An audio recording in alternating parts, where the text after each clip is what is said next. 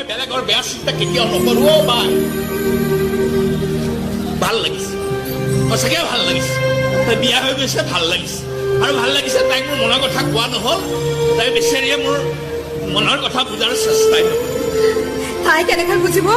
তই কেতিয়াবা তাই কিবা কৈছ জানো? কৈছ কি? কোৱা হ'লে মই তাই বিয়াত যে কাম কৰি মৰিব লাগে।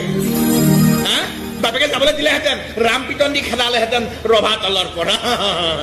এতিয়া কাকো নকলো কাৰণে, কোনেও কথাটো নাজানে কাৰণে তাই বিয়ালে মই যোৱাৰ সৌভাগ্য হৈছে।